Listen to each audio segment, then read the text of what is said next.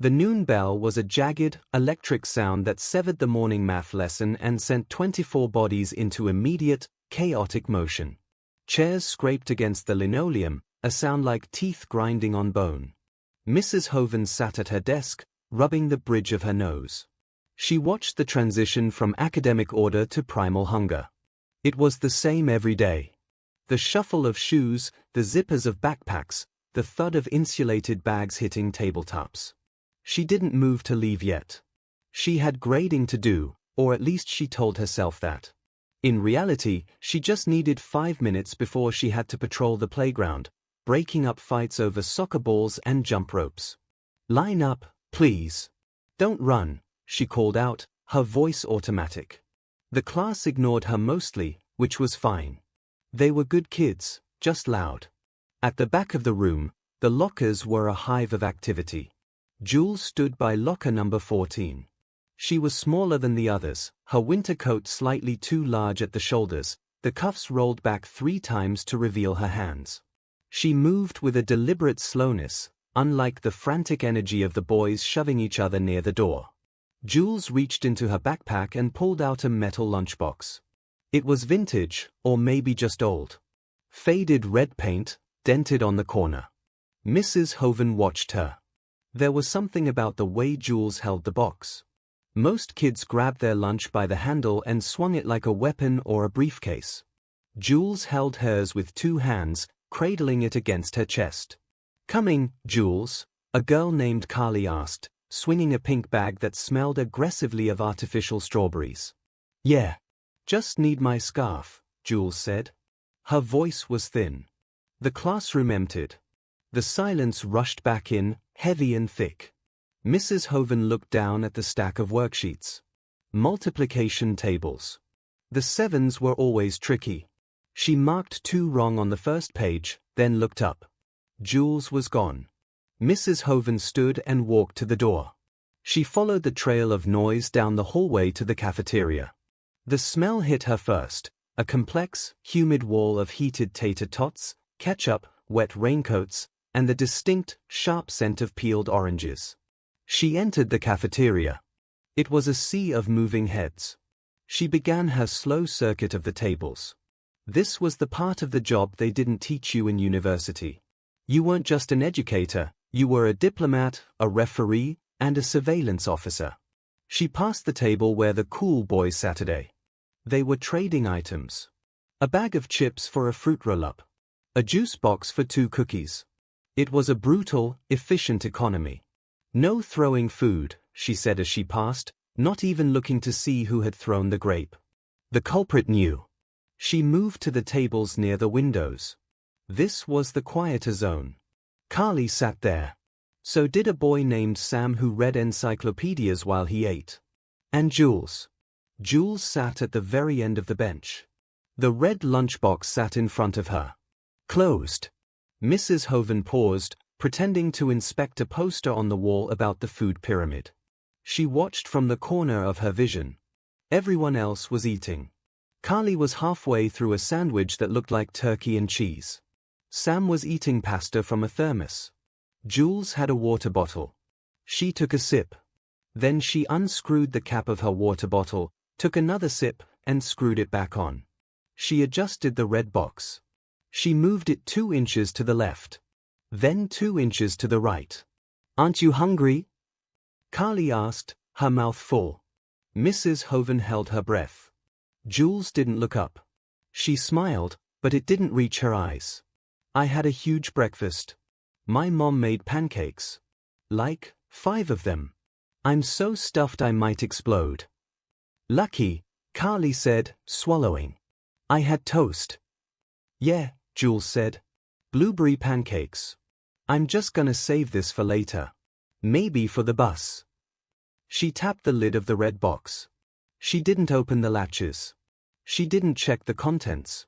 She just guarded it. Mrs. Hovan frowned. She tried to remember the last time she had seen Jules eat. Yesterday? She had been on library duty during lunch yesterday. She hadn't seen Jules then. The day before? She had been in a meeting. She walked closer. "Everything okay here, ladies?" Jules jumped. Her hand slapped down on top of the lunchbox, covering it. Fine. We're fine, Mrs. Hovan. You're not eating, Jules? Not hungry. The answer was too fast. Rehearsed. You need fuel for the afternoon. We have gym class. I know. I'll eat a snack later. Jules looked down at the table. Her knuckles were white where she gripped the box. Mrs. Hovan looked at the girl's face. It was pale. There were dark circles under her eyes that looked like bruises in the fluorescent light. The girl wasn't stuffed with pancakes. She looked like she was vibrating with a low-level frequency of exhaustion. Okay, Mrs. Hovan said softly. Make sure you drink plenty of water. She walked away, but the feeling in her stomach was cold and hard. It was the intuition that had kept her in this job for 20 years. She knew when a child was lying about homework. She knew when a child was lying about who started a fight. And she knew, with a sudden, sickening clarity, that Jules was lying about the pancakes. The apartment was on the 3rd floor of a building that smelled permanently of boiled cabbage and damp carpet. It was 6 p.m. Jules unlocked the door. The key stuck in the lock, and she had to jiggle it, pull up, and twist hard. It clicked, and she pushed inside. Mom? Silence. She saw the note on the small round table in the kitchen. Double shift again. Leftovers in the fridge. Love you, baby. Please do your homework. Jules put her backpack on the floor. She didn't take off her coat immediately. The apartment was cold. The heating was expensive, so they kept the thermostat low until bedtime. She rubbed her arms and walked to the kitchen. The refrigerator hummed. It was a loud, rattling sound that filled the small space. She opened the door. The light inside flickered. Top shelf, a jar of mustard. A tub of margarine. Middle shelf, a plastic container with white rice. A bag of carrots that was starting to look soft. Bottom shelf, water pitcher. That was it. The leftovers were the rice. Jules stared at the white grains. She wasn't just hungry, she was hollow. Her stomach felt like it had been scooped out with a melon baller. It cramped, a sharp twisting pain that made her bend over for a second. She took the container out. She ate a spoonful of cold rice. It was hard and grainy. She put a dollop of margarine on it and put it in the microwave. While it heated, she looked at the counter. Her red lunchbox sat there. She had carried it home, careful not to swing it. She opened the latches. She lifted the lid. Inside, there was a folded paper napkin, a metal spoon, and a small rock she had found on the playground 3 days ago. That was the secret. The rock and the spoon. When she walked, they clattered against the metal sides. It sounded like a container of food. It sounded like an apple rolling around. It sounded like lunch. If the box was silent, people asked questions. If the box rattled, she was just another kid with a packed lunch. The microwave beeped. She ate the rice standing up. The margarine melted and made it salty and oily. It helped. The twisting in her stomach loosened. She washed the spoon and dried it. Now came the preparation for tomorrow. She needed to pack lunch. She opened the cupboard. It was bare wood. There was a box of salt. A bag of flour. No bread. No crackers. No fruit snacks. Her mother wouldn't get paid until Friday. Today was Tuesday. Jules felt the panic rising in her throat. It wasn't the fear of starvation, she knew she wouldn't die. It was the fear of being seen. The fear of Carly asking, "Why is your box empty?" The fear of Mrs. Hovan's kind eyes turning into pitying eyes. She couldn't take pity. Pity was heavy. Pity was sticky. Pity meant you were different. She looked around the kitchen. She needed props. She found a wrapper from a granola bar she had eaten last week. She had saved it in the trash, but it wasn't dirty. She smoothed it out. She crumpled it up again to give it volume. She put the wrapper in the lunchbox. She put the spoon back in. She put the rock back in. She closed the lid. She shook it. Clink. Rustle. Thud. It sounded real. It sounded like a sandwich, a juice box, and an apple. Jules took the box to her room and put it in her backpack. She sat on her bed and pulled her knees to her chest. Her stomach growled, a low, angry rumble. She drank a glass of water from the bathroom tap, filling herself with liquid until she felt bloated. She did her math homework. The 7s were hard. She couldn't focus. The numbers kept swimming. 7 by 6 became a blur of ink. She put her head down on the desk. The front door opened 3 hours later. Jules? You up? Her mom looked grey. Her uniform was stained with something that looked like coffee. She leaned against the doorframe, her eyes closing. I'm up, Mom. Did you eat? Yeah. The rice was good. Good. I'm sorry, baby. I'll go grocery shopping Friday morning. I promise. We'll get the good cereal. It's okay. I'm not that hungry anyway. Jules lied. She was an expert now. Her mom came over and kissed the top of her head. She smelled like bleach and exhaustion. You're a good kid. Go to sleep. Jules lay in the dark. She listened to her stomach. She thought about the cafeteria. She thought about the way Sam slurped his pasta. She thought about the smell of Carly's turkey sandwich. She fell asleep dreaming of bread. Thick, white slices of bread. Wednesday morning was grey. Rain lashed against the classroom windows, blurring the outside world into a smear of green and concrete. Mrs. Hovan was collecting permission slips for the museum trip.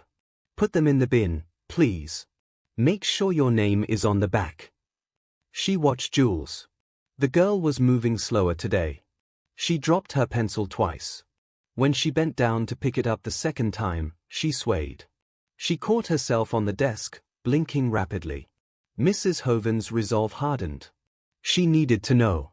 Class, we have 40 minutes of silent reading. Pick a book. Stay in your seats. The room settled into the quiet rustle of turning pages. Mrs. Hovan sat at her desk, but she didn't read. She waited. 10 minutes passed. Mrs. Hovan? It was Jules. She had her hand raised. Yes, Jules? Can I go to the restroom? Take the pass. Jules stood up. She walked to the door, taking the wooden block that served as the hall pass. She looked frail. Her leggings were baggy at the knees. As soon as the door clicked shut, Mrs. Hovan stood up. Keep reading, she instructed the tops of 23 heads. She walked down the row of desks. She reached Jules's desk. The backpack was unzipped. The red lunchbox sat on top of a library book. Mrs. Hovan looked at the door. No one was coming back yet. She reached out and touched the handle of the box. She expected weight. A sandwich, an apple, a drink, that usually weighed about a pound, maybe 2. She lifted it. Her heart hammered a strange rhythm against her ribs. It weighed nothing. It was light as balsa wood. Light as a breath. She gave it a tiny shake. Clink. Rustle. Something rattled inside. But it wasn't the heavy thud of an apple. It was the sharp, metallic sound of a spoon hitting tin. And the dry crinkle of trash. Mrs. Hovan froze. The physics of the box told her everything she needed to know. There was no food in there. There couldn't be. She looked at the desk. Jules had a water bottle. It was huge, a full liter. Mrs. Hovan put the box down exactly as she had found it. She stepped back. A wave of heat washed over her. It was anger, but not at the child. It was anger at the world. Anger at the system. Anger at the fact that a 10-year-old girl was performing a pantomime of normalcy while starving in the middle of a room full of people. The door handle turned. Mrs. Hovan was back at her desk before Jules walked in. Jules placed the pass on the hook and sat down. She looked at her backpack. She touched the lunchbox, checking it. Satisfied that it hadn't been moved, she opened her book. Mrs. Hovan stared at the grade book in front of her. The lines and numbers meant nothing. She remembered yesterday. Pancakes. 5 of them. The lie broke Mrs. Hovan's heart more than the hunger. The hunger was physical. The lie was spiritual. The lie was dignity trying to survive. Jules wasn't asking for help. She was hiding the fact that she needed it. If Mrs. Hovan called her up now, if she said, "Jules, I know your box is empty," it would crush the girl. The other kids would hear. Carly would know. The illusion would shatter. Jules would be the poor kid. Mrs. Hovan knew about poverty. She knew it had a smell and a taste, but mostly it had a shame. A burning, hot shame that made you want to disappear. She couldn't fix the mother's job. She couldn't pay their rent. But she had to put food in that stomach. The lunch bell rang. "Okay, clean up," Mrs. Hovan said. Her voice sounded steady, which surprised her. The class erupted. Jules packed her book. She picked up the red box. She held it with two hands, the precious, heavy cargo of nothing. "Mrs. Hovan?" Mrs. Hovan looked up. Jules was standing there. "Yes, Jules? I can stay and wash the board if you want. During lunch. I'm not super hungry right now." There it was. The offer of labor to hide the lack of lunch. If she was cleaning, she didn't have to sit in the cafeteria and pretend to eat. Mrs. Hovan looked at the small girl. She wanted to pull a sandwich out of her own bag and give it to her. But she saw the set of Jules's jaw. The pride. "That's very kind of you, Jules," Mrs. Hovan said carefully. "But it's state law. You have to take a break. Go to the cafeteria. Maybe just sit with your friends." Jules's shoulders slumped. "Okay." She turned and walked out. Mrs. Hovan waited until the room was empty. She went to her own bag. She took out her lunch. A chicken salad sandwich on rye. A bag of grapes. A yogurt. She looked at the food. It looked obscene in its abundance. She sat down and didn't eat. She began to think. She needed a plan. A plan that wouldn't make Jules a charity case. A plan that wouldn't make the red box a symbol of shame. She took out a fresh piece of paper. She wrote "lunch swap" at the top. She stared at the words. No, that sounded like a command. She wrote "community basket." Too hippie. She tapped her pen. She needed to change the rules of the classroom. She needed to make food communal, not individual. She stood up and walked to the window. Down in the courtyard, she saw the kids running. She saw Jules sitting on the bench, the red box on her lap, watching the others. Mrs. Hovan pressed her hand against the glass. "Okay, Jules," she whispered to the empty room. "I see you." She went to the supply closet. She found a large woven basket that they used for storing winter mittens. She dumped the mittens out. She placed the basket on the corner of her desk. Tomorrow, everything would change. But for today, she had to let the girl sit with her empty box. It was the hardest thing Mrs. Hovan had ever done. She sat at her desk, the silence of the room amplifying the noise in her head, plotting a revolution that would start with a single apple. Mrs. Hovan stood in the produce aisle of the 24-hour grocer at 9:30 p.m. The fluorescent lights buzzed with a sound like trapped insects. She held a plastic bag in one hand and tested the firmness of a Granny Smith apple with the other. She wasn't shopping for herself. Her own fridge was full enough. She was shopping for a lie. It had to be believable. If she walked into class with a platter of sandwiches, the kids would smell the charity. Children are like sharks in the water when it comes to social hierarchy. They sense weakness, and they sense difference. If she made Jules a charity case, she might feed the girl's stomach, but she would starve her spirit. She needed an abundance that looked accidental.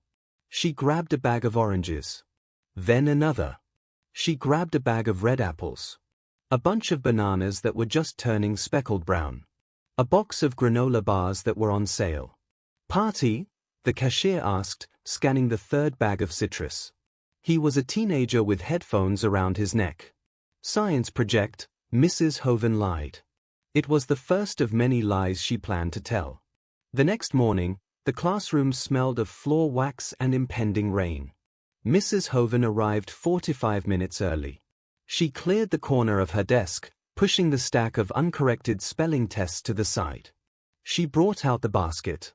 It was a wicker laundry hamper she had repurposed, lined with a clean checkered cloth. She began to fill it. She didn't arrange the food artistically. That would look like a display. She dumped the apples in. She tossed the oranges on top. She scattered the granola bars in the gaps. It needed to look chaotic. It needed to look like a burden she was trying to get rid of. She stepped back. The basket overflowed. It looked ridiculous. It looked perfect. She went to the whiteboard. She picked up a blue marker. Today's agenda. Math, fractions continued. Reading, Chapter 4. Science, ecosystems. The snack problem. She capped the marker. At 8:15 a.m., the door opened. Sam walked in first, his nose already buried in a book about sharks. "Morning, Mrs. Hovan," he mumbled, not looking up. "Morning, Sam. Watch your step." Then came Carly and her entourage of 2 other girls. Then the rest of the noise. And finally, Jules. Jules wore the same sweater. She looked even more tired today. Her backpack seemed to drag her shoulders down.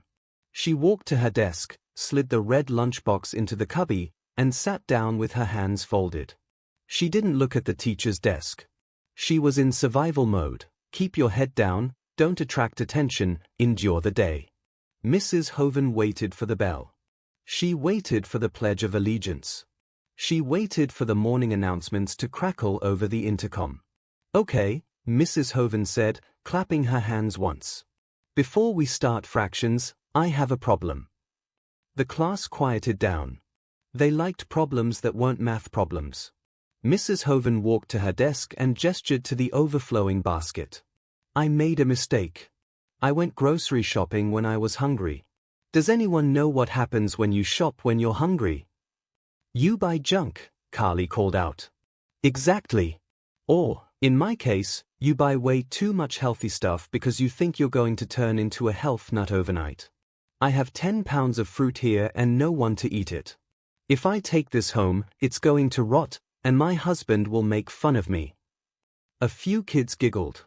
So, Mrs. Hovan continued, leaning against the desk, keeping her body language casual. "I need your help. I'm designating this the community basket. If you are hungry, take something. Seriously. You're doing me a favor. If this basket isn't empty by Friday, I have to compost it, and I hate composting." She paused. This was the dangerous part. "Also," she added, "some of you bring snacks you don't like. I see you throwing away raisins. I see the unopened yogurts in the trash. If you have something sealed that you don't want, throw it in the basket. Maybe someone else wants it. We're going to try a trade system. No money. No trading cards. Just food." She didn't look at Jules. She looked at Sam. "Sam, do me a favor? Have a banana. You look like you need potassium." Sam looked up, blinked, and shrugged. "Okay." He walked up, grabbed a banana, and peeled it. The seal was broken. "Anyone else? Please?" Mrs. Hovan feigned desperation. Carly walked up. "Can I have a granola bar? My mom only buys the organic ones that taste like cardboard." "Take 2, Mrs. Hovan said. It became a game. A stampede of minor greed. The class swarmed the desk. They weren't starving, they were just kids who liked free things. They grabbed apples. They grabbed oranges. Mrs. Hovan watched the crowd. Jules stayed in her seat. She was watching the basket with an expression that was hard to read. It wasn't hunger, it was suspicion. She was smart. She was looking for the trap. She was waiting for the teacher to say, "And this is for the poor children." But Mrs. Hovan just laughed as a boy named Marcus tried to juggle 3 oranges and dropped one. "Careful, Marcus. Bruised fruit tastes the same, but it makes a mess." The crowd dispersed. The basket was half empty. Jules hadn't moved. Mrs. Hovan didn't push it. She picked up her dry erase marker. "All right, sugar rush over. Fractions. Page 42. Let's go." She turned her back to the class to write on the board. She could feel the tension radiating from desk number 4. The bait was set. The water was safe. But the swimmer was too afraid of the current. Lunchtime usually meant freedom, but today it meant surveillance. Mrs. Hovan stayed in the classroom for the first 10 minutes of the lunch period. It was a working lunch day for her, she announced. The class ate at their desks today because of the rain. The smell of food filled the room: tuna, peanut butter, the sharp tang of cheddar crackers. The community basket sat on the corner of the teacher's desk, significantly lighter but still containing 5 apples, 3 oranges, and 2 granola bars. Jules sat at her desk. Her red lunchbox was open. Mrs. Hovan pretended to grade papers, but she was watching through the reflection in the window glass. Jules had the props out. The napkin. The spoon. She was pantomiming the act of eating. She picked up the spoon, brought it to her mouth, and licked nothing. She chewed air.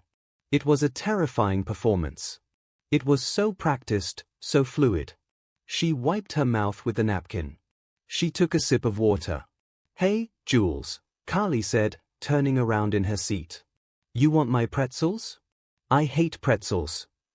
Jules stiffened. "No thanks. I'm full." "You sure?"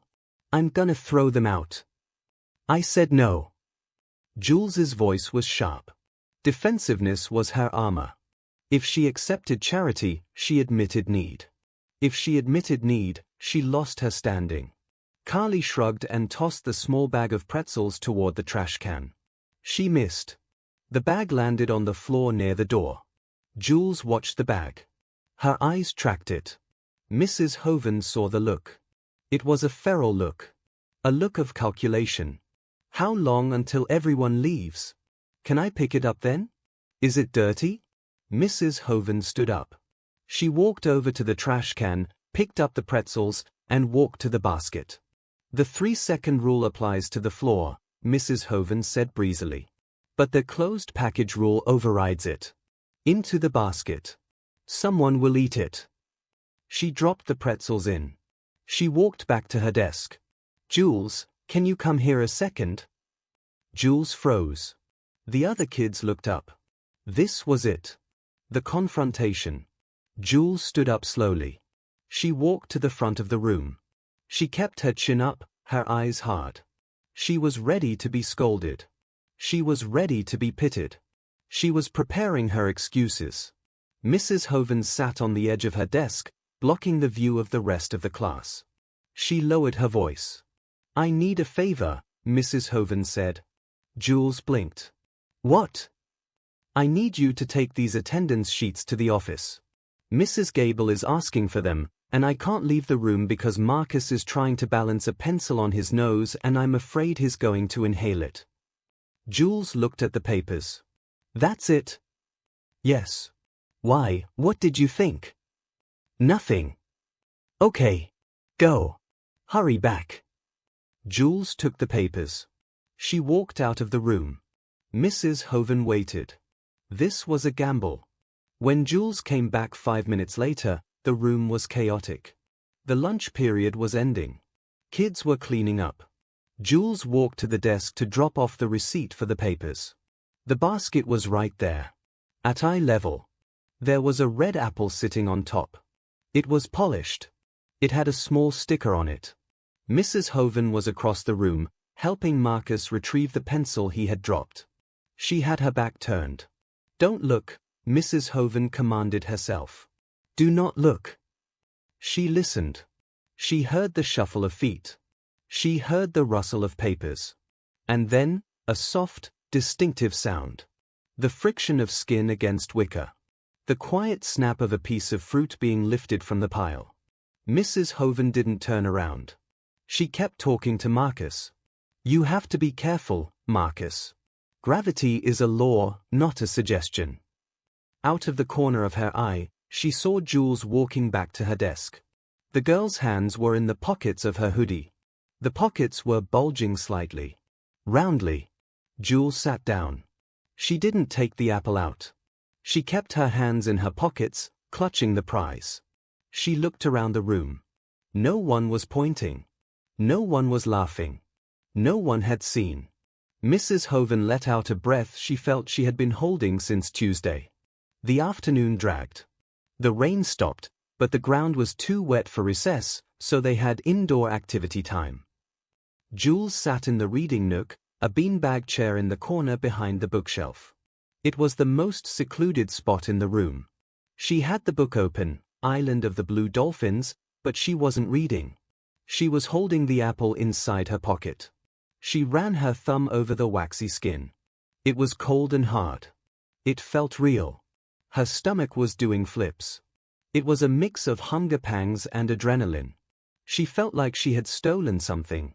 She felt like a thief. But Mrs. Hovan had said, "Help me." She said it will rot.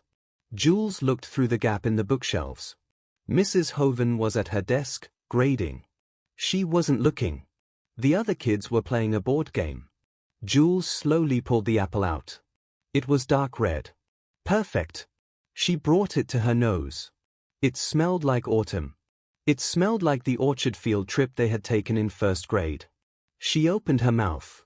Her jaw ached. She hadn't chewed anything solid since the rice. She bit down. Crunch.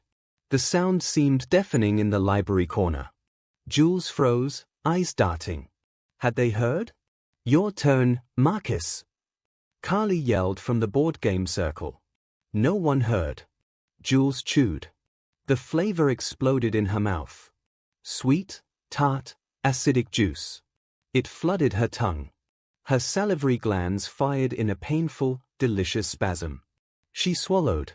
The food hit her empty stomach with a heavy, comforting thud. She took another bite. Faster this time. She ate the skin. She ate the flesh. She ate the seeds.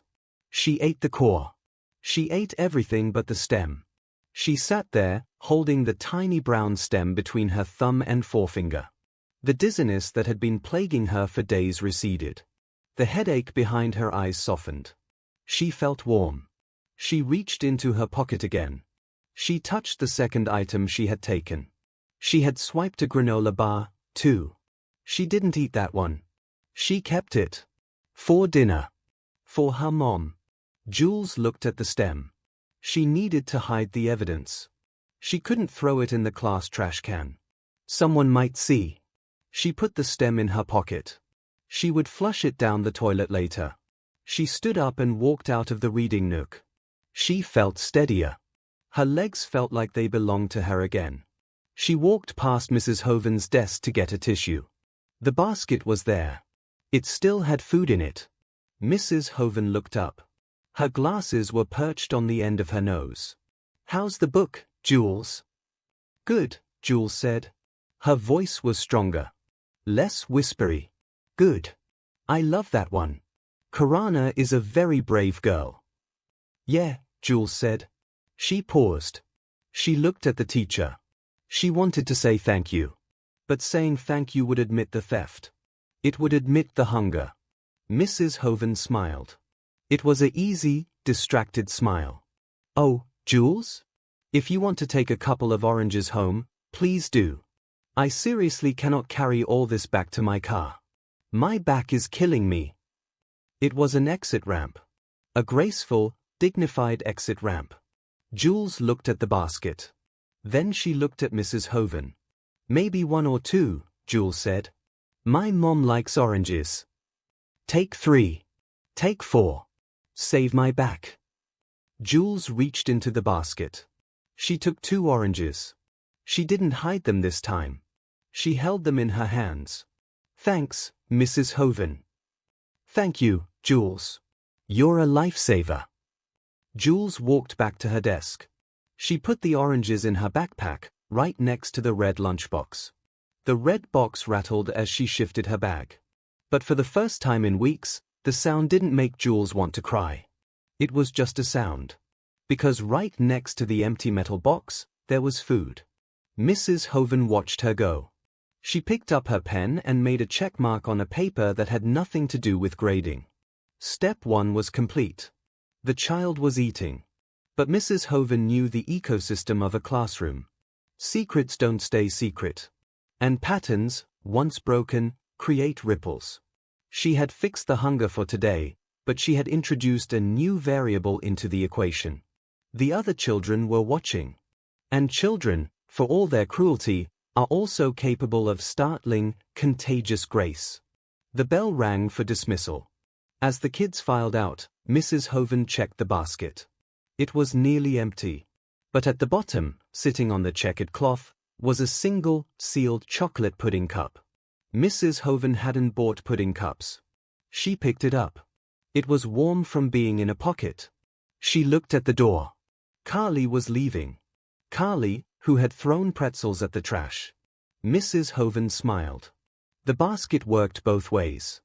2 weeks later, the wicker basket on the corner of Mrs. Hovan's desk had ceased to be a basket. It had become an organism. It lived, breathed, and changed shape every hour between the morning bell and dismissal. The lunch swap had mutated. It was no longer just Mrs. Hovan dumping grocery store surplus to save face. It had become the classroom's central nervous system of trade, curiosity, and weird childhood altruism. On a Tuesday that smelled of wet asphalt and drying paint, the basket contained 3 clementines, donated by Mrs. Hovan. A bag of sour cream and onion chips, donated by Marcus, who decided he was cutting carbs because his older brother was a wrestler. A thermos of vegetable soup, left anonymously, likely by Sam. And a bag of homemade popcorn. Mrs. Hovan sat at her desk, grading geography quizzes. She watched the traffic flow. The stigma of the free food had evaporated within 48 hours. She had engineered it that way. By encouraging the cool kids to dump their unwanted snacks, she had turned the basket into a treasure chest rather than a handout bin. Going to the basket didn't mean you were poor, it meant you were browsing.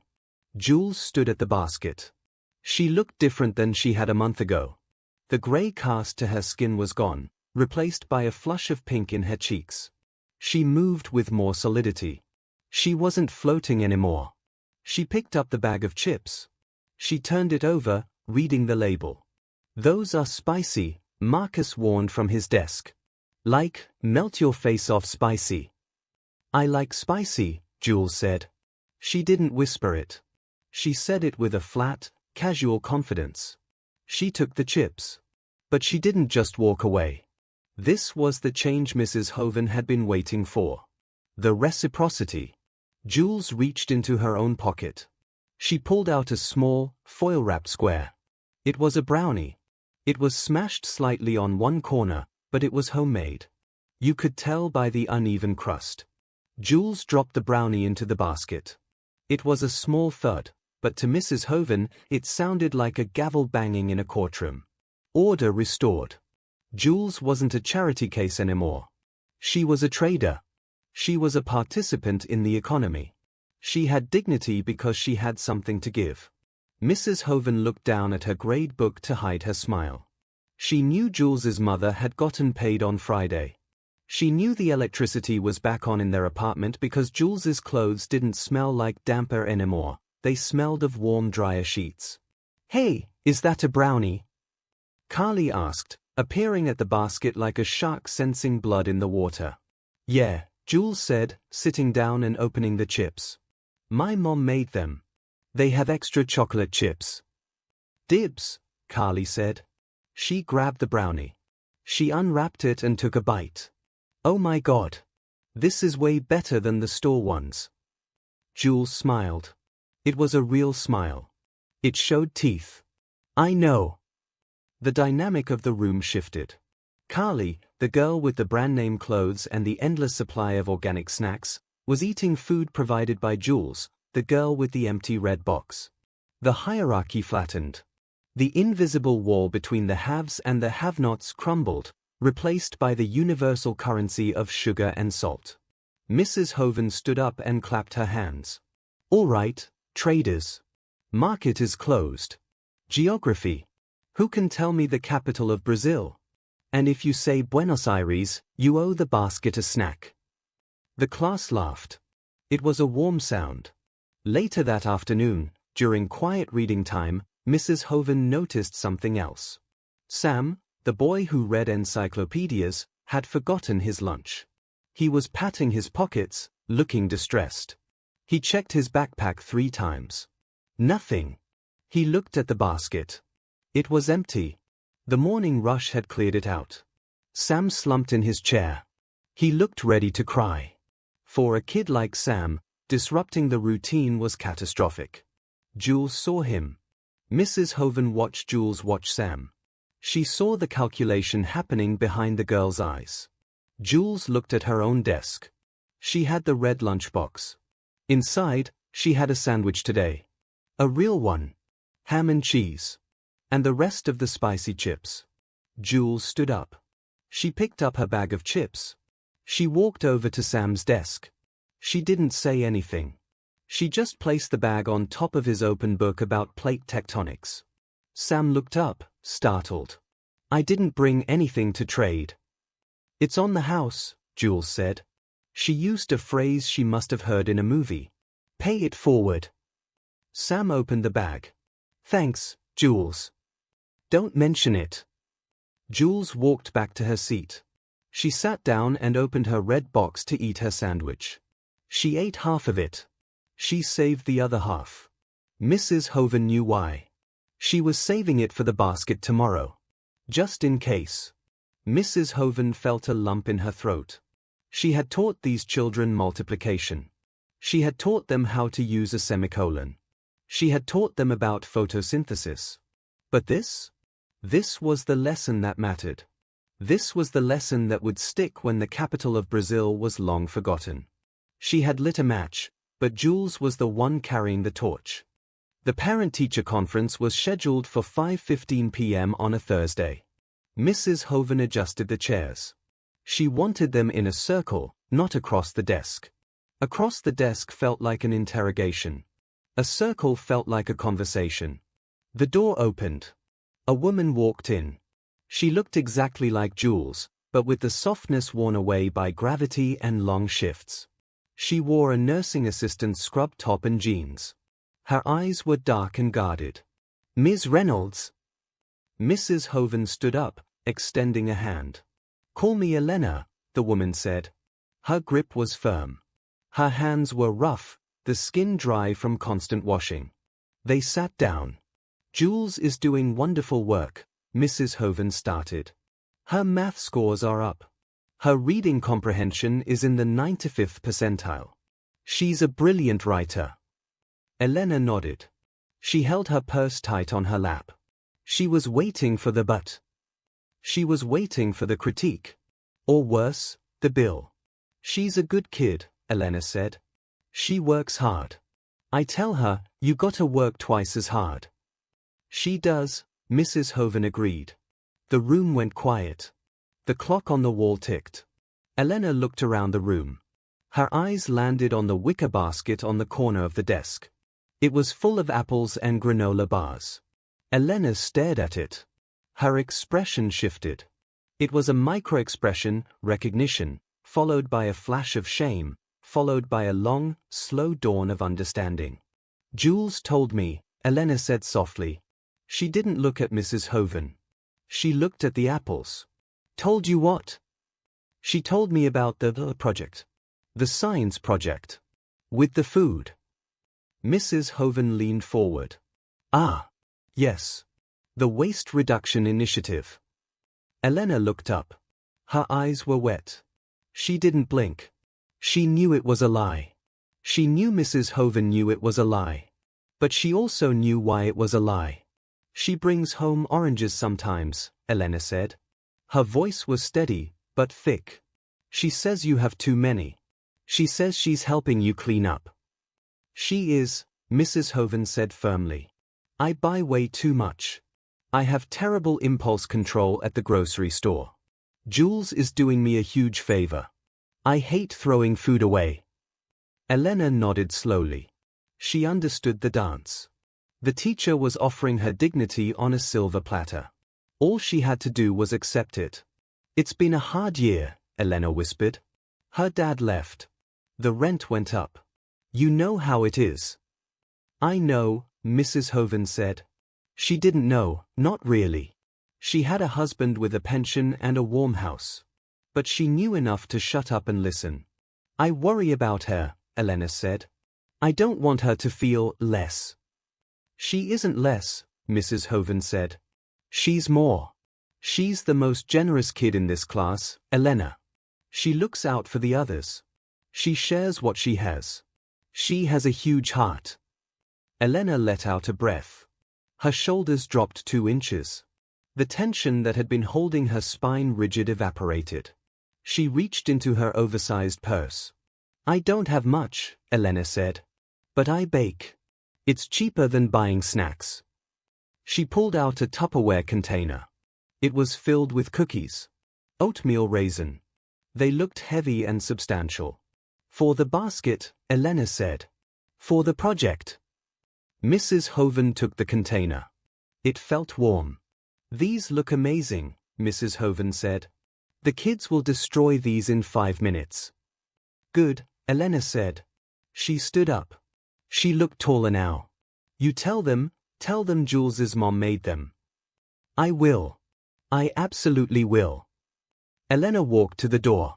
She paused with her hand on the knob. She looked back at the teacher. Thank you, she said. She wasn't thanking her for the grades. She wasn't thanking her for the teaching. She was thanking her for the silence. She was thanking her for not making a scene. She was thanking her for letting her daughter be a child, not a statistic. See you at the science fair, Elena, Mrs. Hovan said. The door closed. Mrs. Hovan sat alone in the classroom. She opened the Tupperware. The smell of cinnamon and baked oats filled the air, masking the smell of chalk and floor wax. She took one cookie and ate it. It tasted like resilience. The end of the school year arrived with the humid heat of June. The windows were open, letting in the sounds of lawnmowers and distant traffic. The classroom was half dismantled. The walls were bare, the posters taken down, leaving bright rectangles on the faded paint. The desks were cleared out. The floor was littered with the detritus of education, pencil shavings, crumpled paper, broken crayon bits. The community basket sat on the desk. It was empty now. The year was over. The final bell rang. A cheer went up that shook the building. The stampede began. Summer. Freedom. Bikes and swimming pools and 3 months of no math. Jules stayed behind. She had her backpack on. She held the red lunchbox in her hand. She walked up to Mrs. Hovan's desk. Have a good summer, Mrs. Hovan, Jules said. You too, Jules. Read some good books. Don't spend all day watching TV. I won't. Jules looked at the empty basket. She reached out and touched the rim of the wicker. Are you gonna do the basket next year? Jules asked. I think so, Mrs. Hovan said. It seemed to work out okay. Yeah. It was cool. Jules paused. She looked down at her red box. You know, the latch on this is broken. Is it? Yeah. It doesn't close all the way sometimes. Jules put the box on the desk. I don't need it anymore, she said. My mom bought me a new one. A soft one with a zipper. It keeps the food cold better. Mrs. Hovan looked at the red metal box. The dented corner. The scratched paint. The vessel that had carried rocks and spoons and lies. That's great, Jules. Zipper bags are much better. You can have this one, Jules said. Maybe someone else needs a box? For the basket stuff? Like, if they don't have a bag to carry the extra oranges home. It was a profound offering. Jules was leaving behind the symbol of her struggle. She was donating the artifact of her hunger to the system that had fed her. That is a very thoughtful idea, Mrs. Hovan said. Her voice was steady, though her chest ached. I'll keep it right here. Just in case. Okay. Bye. Jules turned and ran. She didn't walk, she ran. She burst out of the classroom door, joining the stream of shouting, laughing children in the hallway. She disappeared into the mass of bright colors and moving bodies. Mrs. Hovan was alone. She picked up the red lunchbox. She opened it. It was empty. No rocks. No spoons. No wrappers. Just the gray metal bottom. She closed it. Click. She opened the bottom drawer of her desk. She placed the red box inside, right next to her spare stapler and her emergency stash of aspirin. She wouldn't give it to another child. It was too heavy. But she would keep it. She would keep it as a reminder. A reminder that you can't teach a child who is hungry. A reminder that pride is a nutrient just as essential as protein. A reminder that sometimes, the most important thing a teacher can do is pretend not to notice, and then change the world so there is nothing to notice at all. Mrs. Hovan closed the drawer. She picked up her purse. She looked at the empty wicker basket one last time. She grabbed it. She would need to wash the liner before September. There would be new kids. New hunger. New empty boxes. But for now, the room was quiet. The sun slanted across the desks, illuminating the dust motes dancing in the air. They looked like gold dust. Mrs. Hovan turned off the lights. "See you in September," she whispered to the ghosts of the year. She walked out, closing the door on a room that was empty of children, but full to the brim with humanity. Mrs. Hovan didn't just fill a stomach that year, she filled a heart. And she did it without ever making Jules feel small. It's a reminder that true charity isn't about being seen giving, it's about how you make the receiver feel. I really hope this story touched you today. We are trying to build a community of compassion here, and it always blows my mind to see how far these stories travel. I'd love to know where our family is growing from.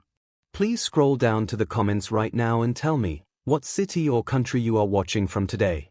Represent your flag. I will be reading through them, and I'll be hearting as many as I can. If you believe in dignity over charity, please hit that like button. It really helps get this message out to more people. And if you haven't already, subscribe and turn on notifications so you don't miss the next story. Until next time, take care of each other.